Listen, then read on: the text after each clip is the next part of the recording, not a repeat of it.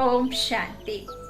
परमात्मा कहते हैं, जो मैं ज्ञान आकर के तुम बच्चों को देता हूँ, आत्मा का ज्ञान, उस ज्ञान को सुनने से ज्यादा समझना है, समझने से ज्यादा धारणा करनी है, धारणा से ज्यादा स्वरूप में लाना है और प्रेम से परमात्मा को प्रत्यक्ष करना है।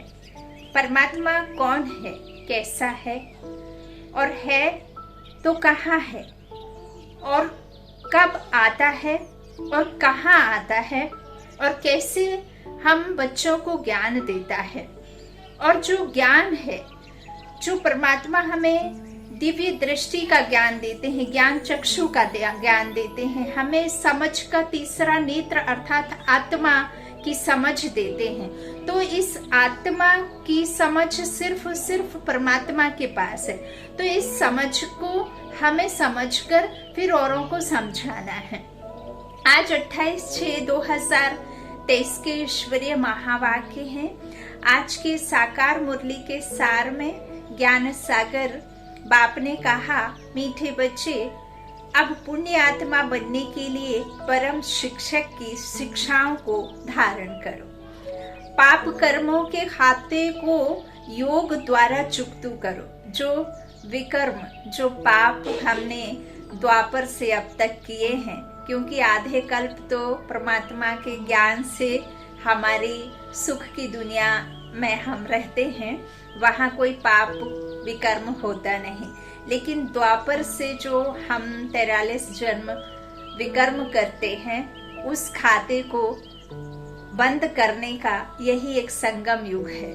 तो आपको पुण्य आत्मा बनना है और बाबा कहते हैं, मैं परम शिक्षक हूँ, तो मेरी शिक्षाओं को धारण करके तुम्हारे सारे विकर्मों के खाते क्लोज करने हैं, चुकतू करना है और आगे भविष्य के लिए भी जमा करना है। प्रश्न है मुरली का, मोस्ट विलव्ड बाप में भी कई बच्चों को कभी कभी संशय उठ जाता है, क्यों और कब? बहुत सारे बाबा के बच्चे हैं जिनको बेहद के बाप परम शिक्षक, परम सतगुरु की शिक्षाओं पर क्वेश्चन मार्क लगाने का इच्छा होती है, संशय उठता है, निश्चय नहीं होता। और निश्चय बुद्धि निश्चिंत होते हैं, विजयी होते हैं। लेकिन जो अनिश्चय बुद्धि होते हैं, उनकी विजय संभव नहीं है ना। और अनिश्चय होना अर्थात संशय होना। उत्तर में बाबा ने कहा, बच्चे जब किसी की बातों में आ जाते, संग दोष में आने से ही संशय उठता है। यहाँ से बाहर गए तो यहाँ की यहाँ रही, ऐसा भूल जाते जो अपनी खुश खैराफत का समाचार भी नहीं देते, क्लास में भी नहीं जाते, मुरली भी नहीं पढ़ते। इसलिए बाबा कहते, बच्चे इस संग दोष से बहुत सावधान रहना, कभी भी किसी की बातों में नहीं आना। कई समझते हैं परमात्मा है तो परमात्मा के पास आते ही हमारे, जब हमने परमात्मा का हाथ साथ ले लिया है तो हमें सुख ही सुख होना है ना। कई फिर स्थूल चीज़ों की मांग करते हैं और वो जब स्थूल चीज़ें नहीं मिलती हैं तो सोचते हैं कि इससे अच्छा तो हम भक्ति में ही लगे रहते थे, कम से कम वहाँ पे कोई ऐसे जादू तो हो जाता था कि हम कुछ मांगते थे तो हमें मिल जाता था। कई समझते हैं कि हमने पूजा पाठ छोड़ दिया तो ना जाने कुछ गलत जो हो रहा है, इसीलिए तो नहीं हो रहा है। तो अनेक तरह की भ्रांतियां, अनेक तरह के मत, खुद के मत भी और परमत भी रहते हैं, जबकि श्री मत को छोड़ देते हैं, है ना। तो बाबा कहते हैं कि इस तरह के संग दोष से आप सभी बच्चों को बहुत सावधान रहना है ना, किसी की बातों में नहीं आना है, क्योंकि सत्य पिता सत्य बता रहा है। लेकिन जो असत्य दुनिया है वो तो कोई सत्य जानता ही नहीं, तो वो असत्य ही कहेंगे, लेकिन फिर भी मूंझ पड़ते हैं। गीत है इस पाप की दुनिया से। ओम शांति। अभी परम शिक्षक यह पाठशाला चला रहे हैं। यह तो समझाया गया है, वह परम पिता भी है तो परम शिक्षक भी है।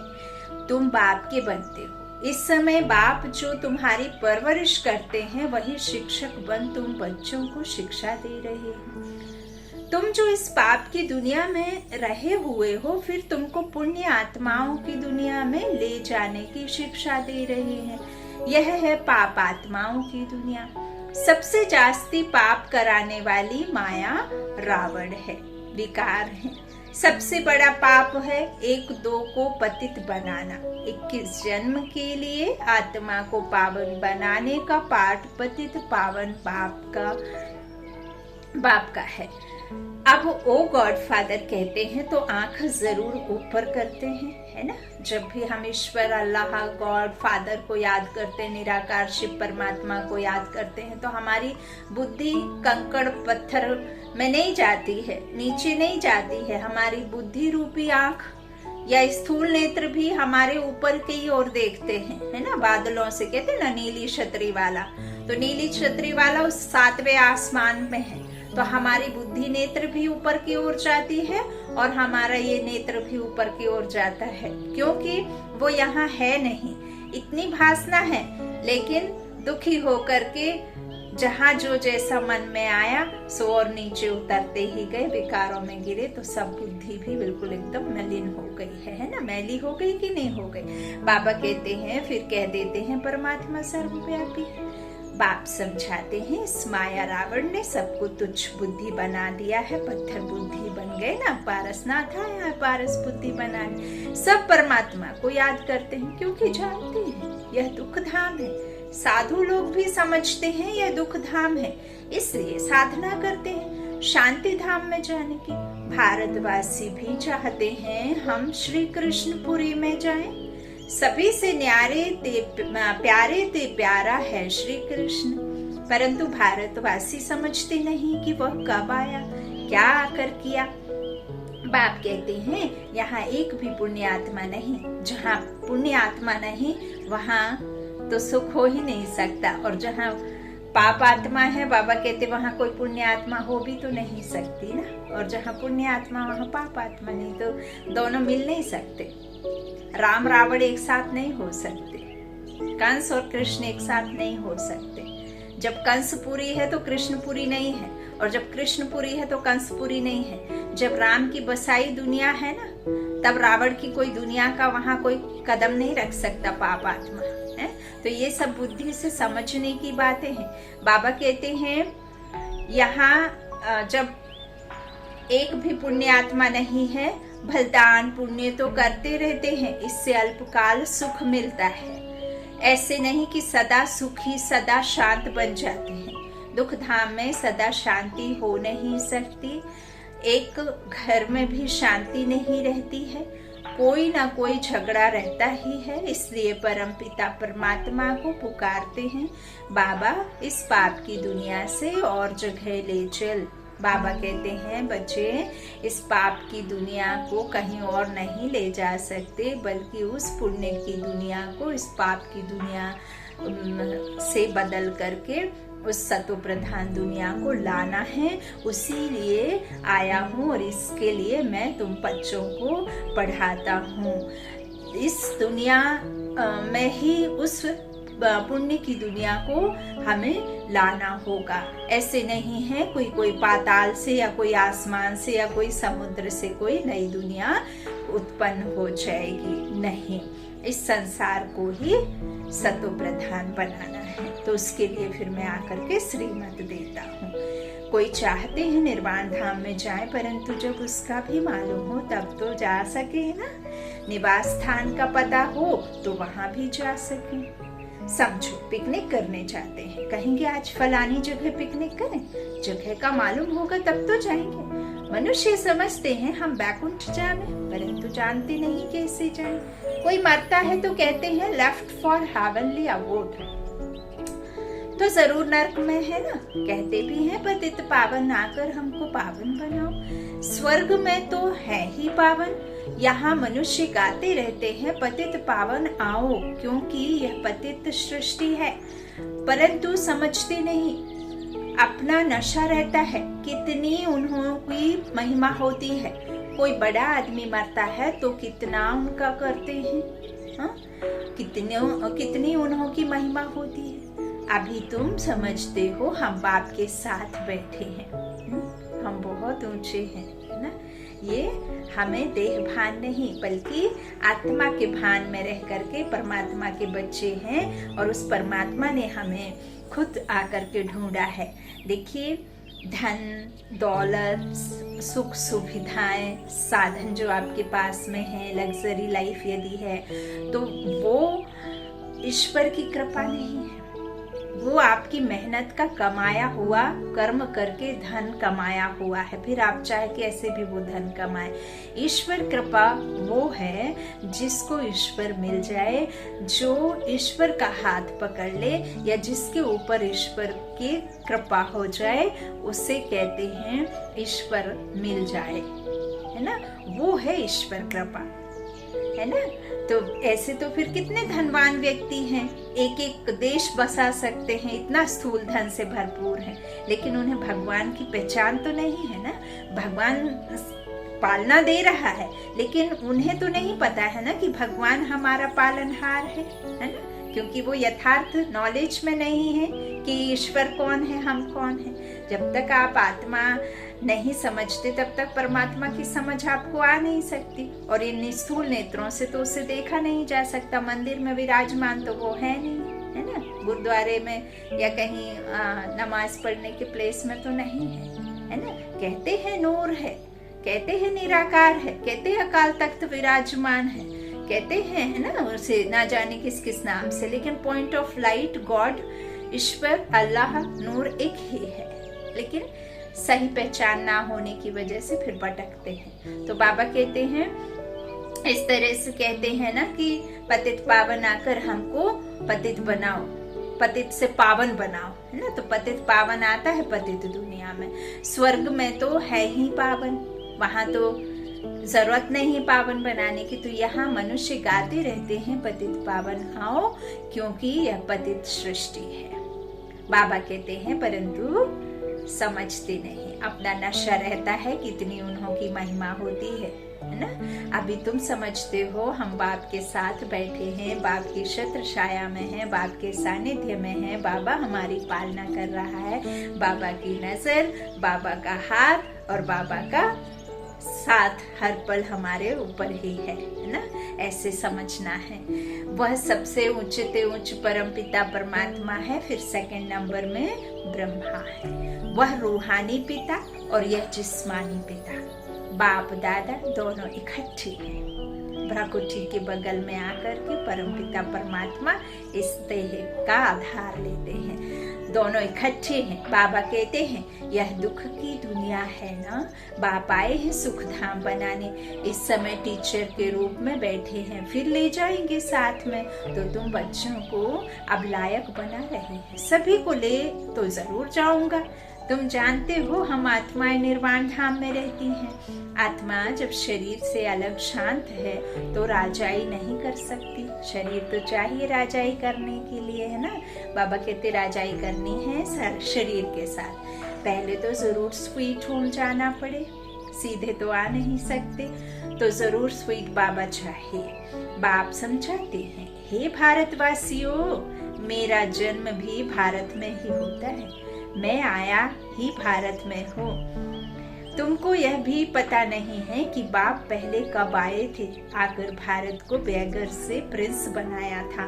तुम मेरी जयंती मनाते हो, शिवरात्रि मनाते हो ना, फिर होती है श्री कृष्ण जयंती। जब तक शिव जयंती ना हो तब तक श्री कृष्ण जयंती कैसे हो सकती है? जब तक परमपिता परमात्मा ना आए और इस ब्रह्मा की आत्मा को, जो श्री कृष्ण की आत्मा है, इस ब्रह्मा की आत्मा को काले से गोरी ना बनाए, जब तक श्री कृष्ण कैसे बन सकते हैं, है ना। तो बाबा कहते हैं पहले मेरी जयंती फिर श्री कृष्ण की जयंती, मेरे बिना श्री कृष्ण की जयंती कैसे हो सकती? स्वर्ग की जयंती और नरक का विनाश होना है, स्वर्ग की जयंती शिव बाबा ही करेंगे, है ना। तभी तो शुरुआत होगी, श्री कृष्ण थोड़े ही करेंगे। श्री कृष्ण की तो तुम महिमा करते हो कि वह वैकुंठनाथ है। शिव भगवान की बायोग्राफी कहाँ कोई नहीं जानते, अभी तुम जान गए। आजकल तो शिव जयंती का कोई मूल नहीं रहा है, शिव जयंती नाम भी उड़ा दिया है। त्रिमूर्ति के ऊपर भी शिव के बदले त्रिमूर्ति ब्रह्मा कह दिया है। बाप समझाते हैं और फिर साथ साथ कहते हैं, बच्चे यह अनादि बना बनाया ड्रामा है। आधा कल्प है भक्ति मार्ग, आधा कल्प है ज्ञान मार्ग, आधा आधा है ना, आधा सुख आधा दुख। अब वो लोग सतयुग त्रेता को लाखों वर्ष कह देते हैं, 5000 वर्ष में ये हालत है। लाखों वर्ष हो जाए तो क्या होगा, जरा आप सोच सकते हैं, विचार विमर्श करें, हम अपने मन से बातें करें।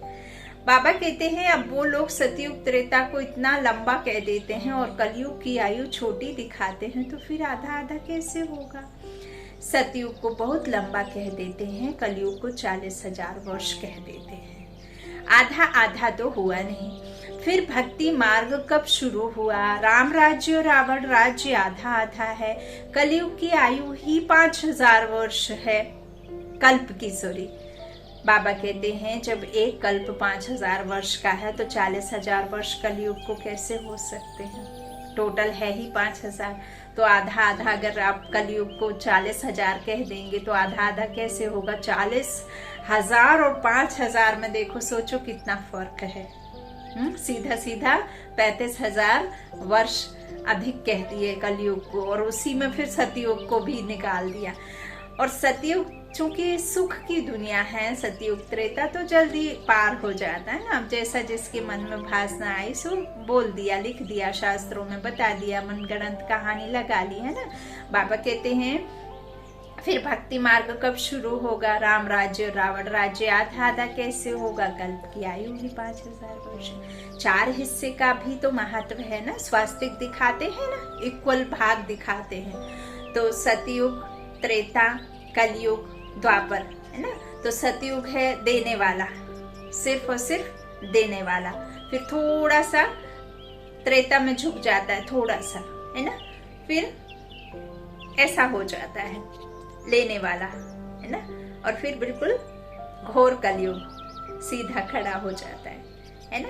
तो इस तरह से परमात्मा कहते हैं कि 4 भागों में है ना, तो सब इक्वल है। 1250 1250 1250 1250, लेकिन 8 12 21 42, है ना, हो गया ना 84। फिर ये छोटा सा सबका, चाहे आप बसंत ऋतु कहें। तो बाबा कहते हैं फिर 4 भाग हो जाते हैं। स्वास्तिका में भी 4 भाग दिखाते हैं, उसमें गणेश निकालते हैं। यह सब है पूजा की सामग्री। बाप कहते हैं अभी तुम्हारे पापों का खाता चुकतू हो, पुण्य का खाता जमा हो रहा है। जितना तुम मुझे याद करेंगे उतना पाप भस्म होंगे, तब तुम पुण्यात्मा बनेंगे। गंगा स्नान करने जाते हैं पवित्र बनने के लिए, फिर आकर अपवित्र बनते हैं, परंतु यह भी और कोई समझा नहीं सकते। बाप फिर भी बाप है, बाकी तो सब भाई भाई है ना। जो मंदिरों में विराजमान है वो कौन है? अनुज है ना, होकर गए ना। हम सो आत्मा पुण्य से पाप आत्मा बनती है ना, हम सो पूज्य से पुजारी बनते हैं। परमात्मा तो एवर पूज्य है, उसे तो यहाँ आकर के पूज्य पुजारी में शामिल होने की जरूरत नहीं है। तो बाबा कहते हैं फिर पवित्र बनने के लिए फिर आकर अपवित्र बनते हैं। तो तुम ही जो हो पापात्मा पुण्यात्मा, तो तब तुम पापात्मा बनेंगे। गंगा स्नान करने जाते हैं पवित्र बनने के लिए, फिर आकर पवित्र बन जाते हैं, है ना। तो अब तुम जो भाई भाई से मांगते आए हो, तो भाई से तो वर्षा मिल नहीं सकता। काका चाचा मामा जो ये शास्त्र आदि बने हुए हैं वो कौन है? रिलेशन है ना, वर्षन्स है ना। गीता के भी कितने वर्षन्स है। जैसे रामायण को देखो, तुलसीदास ने, एक ने संस्कृत में लिखी, एक ने हिंदी में लिखी, एक में किसी ने किसी कैसे लिखे, अनेक अनेक भाषाएं। तो परमात्मा की तो अनेक भाषाएं नहीं हो सकती, परमात्मा के तो अनेक नहीं हो सकते ना। एक पिता एक ही होगा।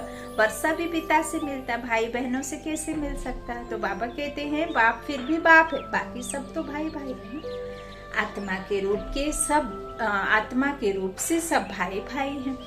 भाई को भाई से कोई भी प्रकार का वर्षा मिल नहीं सकता। वर्षा मिलता ही है बाप से। बाप एक है, इसमें कंबाइंड है ब्रह्मा में। वह हम आत्माओं का बाप, और यह है फिर मनुष्यों का पिता। प्रजापिता है ना, तो प्रजापिता, प्रजा के बीच में ही तो पिता चाहिए होगा ना, है ना। बाबा कहते हैं अभी तुम जानते हो कि हम इस पाप की दुनिया से सुख धाम में जा रहे हैं। श्रीमत से हम श्रेष्ठ अर्थात ब्राह्मण से देवता बनते हैं। वर्ण भी भारत के साथ ही लगते हैं और धर्मों के साथ वर्ण नहीं लगते हैं। ब्राह्मण वर्ण, फिर देवता वर्ण, फिर क्षत्रिय वर्ण।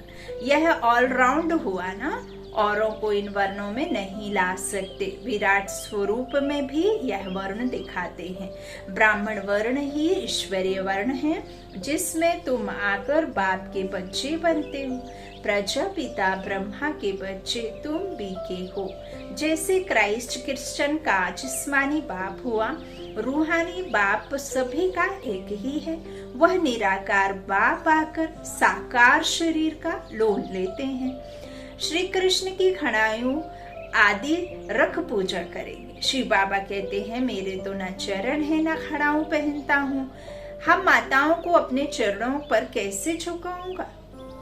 बाप जानते हैं बच्चे बहुत थके हुए हैं। बच्चों का थक आकर मिटाते हैं। इस थकावट से ही दूर कर देते हैं। सतयुग में थकावट की बात ही नहीं रहती। अभी तो माथा टेकते टेकते टिप्पण घड़ी घड़ी घिसाते टिप्पण ही खाली कर देती है। Waste of time, waste of money. बाप कहते हैं, हमने तुम बच्चों को बहुत धनवान बनाया था, अब फिर बना रहा हूँ। यह एक एक वर्ष लाखों रुपए की है मिल्कियत है। भारत कितना कंगाल बना है। इतना इंसॉल्वेंट कभी कोई होता नहीं। प्रजा साहूकार है। गवर्नमेंट लोन लेती रहती है। किस्म किस्म की तरकीब निकालते हैं लोन लेने की। भारत की गवर्नमेंट बेचारी क्या हो गई है, सब भूल गई है। जो खुद मालिक थे वही पूज्य से पुजारी बन गए हैं। अब समझाते हैं, बरोबर हमसु देवी देवता थे, विश्व के मालिक थे। हमसु इस समय ईश्वरीय सनातन संतान ब्राह्मण कुलभूषण है।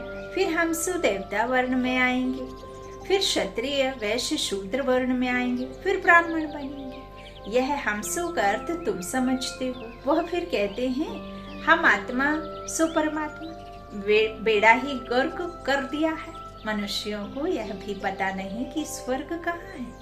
कहते हैं स्वर्गवासी हुआ अथवा ज्योति ज्योत समाया। आत्मा को भी माटिल बना दिया है, विनाशी कह दिया। बुद्धि है ना, यह भी ड्रामा बना बनाया है। यह लड़ाई शुरू हो जाएगी, फिर बहुत त्राही करना पड़ेगा। यह सीन भी ब्राह्मण बच्चे ही देखेंगे, बाकी तो किसी में फिर उतनी हिम्मत ही नहीं रहेगी देखने की, दुखों को सहन करने की। आत्मबल होगा तब तो, और आत्मबल कब होगा, जब आप इस शरीर से न्यारे होकर सिर्फ और सिर्फ खुद को आत्मा समझेंगे, है ना। तो इस दुनिया के सारे जो भी हैं संबंध, वो आपको अपनी ओर आकर्षित नहीं करेंगे, है ना। फिर चाहे कुछ भी हो, अच्छा बुरा, है ना। तो बाबा कहते हैं त्राही करना पड़ेगा। यह सीन सिर्फ ब्राह्मण बच्चे ही देखेंगे, सो भी जो पक्के सर्वे से बुल बच्चे बनेंगे। साक्षात्कार भी पहाड़ी से होता है। तुमने नाटक देखा होगा, कैसे विनाश होता है। आग लग रही है, मूसलाधार बरसात पड़ रही है, अनाज नहीं मिलता। कहते हैं शंकर के आंख खोलने से विनाश हो जाता है। कहते हैं ना, यह तो गायन है, इसमें आंख खोलने की तो बात ही नहीं। यह तो ड्रामा की भाव ही है। बाप आकर नई दुनिया बनाते हैं। अब दुनिया बदल रही है, तुम नई दुनिया के लिए पुरुषार्थ कर रहे हो। फिर भी माया कितनी दुस्तर है। ऐसे बाप के बनकर फिर छोड़ देते हैं। जाकर फिर क्या करते हैं, बदनामी करते हैं। बड़े अच्छे बच्चे थे, आज नहीं है। बिलव्ड बाप या बिलव्ड पति होता है तो हफ्ते पत्र जरूर लिखते हैं। बच्चा बाप को पत्र लिखते हैं खुश खैरापत का। यहाँ से जाते हैं तो माया एकदम नाक से पकड़ लेती है। धनवान है तो माया बड़ा जोर से थप्पड़ मारती है। गरीब को इतना नहीं, बाबा नाम नहीं लेते हैं। बाप दादा पास आए, कितनी सेवा की, कोई ने कुछ बोला, संशय आया, खलास। ना चिट्ठी ना क्लास में जाना, खत्म हो जाते हैं। जैसे गर्भ में बच्चे को सजा मिलती है, कहते हैं फिर हम जेल वर्ल्ड वर्ड नहीं बनेंगे, हमको बाहर निकालो, है ना। जब गर्भ में बच्चा होता है ना तो ऐसे कहता है, हमको बाहर निकालो। फिर बाहर आने से संग दोष में आ जाते हैं और पाप करना शुरू कर देते हैं। वहां की वहां रही, वैसे ही यहाँ से घर में गए खलास, है ना। दिखाते हैं ना कि हम एक खजूर के पेड़ पर कोई चढ़ जाता है और उससे उतरते नहीं बनता है, तो कहते हैं कि अगर मैं ये तो सीधा है, उतरने के लिए कहीं भी खोंचे बने नहीं हैं, पैर कैसे रखें, नीचे सीधे जाएंगे तो गिर जाएंगे। तो ऊपर से उतरते उतरते उतरते वो 50,000 से 1,000 में आ जाते हैं कि हम इतने आपको देंगे, चढ़ाएंगे, हमें सीधा उतारो। लेकिन जब वो उतर जाता है तो भूल जाता है ना। तो इस तरह से बाबा कहते हैं, बाप दादा पास आए, कितनी सेवा दी ना। धनवान को तो बहुत जोर से थप्पड़ मारती है। बाबा कहते, माया बाबा नाम नहीं लेते हैं और बाहर जैसे ही निकले खलास हो जाते हैं, यहाँ की यहाँ रही। तो यहाँ तो बड़ा मजा आता है जब सम्मुख होते हैं। यहाँ तो कोई मित्र संबंधी आदि है नहीं। शूद्र कुल में गए और माया घसीट लेती है। माया तुम बड़ी जबरदस्त हो, जो तुम मेरे को याद करना भूला देती हो। ज्ञान भी भूल जाते हैं। अभी वही बाप टीचर बनकर पढ़ा रहे हैं। मनुष्य भगवान को ही धर्मराज समझते हैं, जबकि धर्मराज अलग है। कहते हैं भगवान ही सुख दुख देते हैं, दुख माना सजा। बाप कहते हैं मैं दुख नहीं देता। एक तो रावण तुमको दुख देते हैं, दूसरा फिर गर्भ जेल में धर्मराज तुमको सजा देते हैं। जो पाप किए हैं उनका साक्षात्कार करा देते हैं। सतयुग में तो गर्भ महल होता है, अथवा क्षीर सागर कहो। दिखाते हैं क्षीर सागर में श्री कृष्ण अंगूठा चूसते मजे में पीपल के पत्ते पर बैठा है, वह है गर्भ सागर। द्वापर कलयुग में गर्भ जेल रहता है। अंदर पापों की बहुत सजा मिलती है। माया का राज्य है ना। 63 जन्म गर्भ जेल में जाना पड़ता है। फिर वहां गर्भ महल में 21 जन्म बड़े आराम से रहते हैं। कोई पाप होते नहीं जो त्राही त्राही करनी पड़े। तो यह तुमको बाप टीचर सतगुरु एक में ही 3 है समझा रहे हैं। तुम समझते हो हम भी बुद्धू थे, अभी समझदार बन रहे हैं। अभी बने नहीं, बन रहे हैं। जब मनुष्य पतित बन पड़ते हैं तब बाप एक ही बार आकर पावन बनाते हैं। अभी तुम बच्चे स्वदर्शन चक्रधारी बने हो। वह चक्र का अर्थ थोड़े ही जानते हैं, समझते हैं। पांडवों कौरवों की लड़ाई चली तो श्री कृष्ण ने यह चक्र फिराया विनाश के लिए। आदि बहुत ही दंत कथाएं लिख दी हैं, ऐसे है नहीं। हमको भी सृष्टि चक्र के आदि मध्य अंत का नॉलेज मिला है। स्वदर्शन चक्रधारी बनने से फिर चक्रवर्ती महाराजा महारानी बनते हैं, सारे विश्व के मालिक बनते हैं। प्रजा भी मालिक ठहरी ना। अभी प्रजा भी कहे कि हम भारत के मालिक हैं, यथा राजा रानी तथा प्रजा। परंतु राजा और प्रजा में फर्क तो है ना। वह अभी ही सारा पढ़ाई से पता पड़ता है। अच्छा, पतित से पावन बनाने वाले माता पिता बाप दादा का पतित से पावन बनने वाले बच्चों को याद प्यार और गुड मॉर्निंग। रूहानी बाप की रूहानी बच्चों को नमस्ते। हम रूहानी बच्चों की पतित से पावन बनाने वाले माता पिता बाप दादा को याद प्यार और गुड मॉर्निंग। धारणा के लिए मुख्य सार, पहला बाबा ने कहा स्वीट होम में जाने के लिए बहुत बहुत स्वीट बनना है। कभी भी संग दोष में आकर बाप को भूलना नहीं है, संशय नहीं उठाना है। दूसरा, अंतिम विनाश की सीन देखने के लिए पक्का ब्राह्मण सर्वसेबुल बनना है।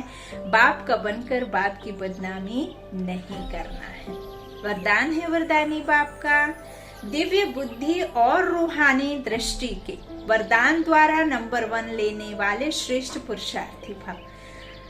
हर एक ब्राह्मण बच्चे को दिव्य बुद्धि और रूहानी दृष्टि, रूहानी बाप ने रूहानी दृष्टि दी है ना, रूह का अर्थ समझा है ना, और दिव्य बुद्धि ज्ञान चक्षु है ना।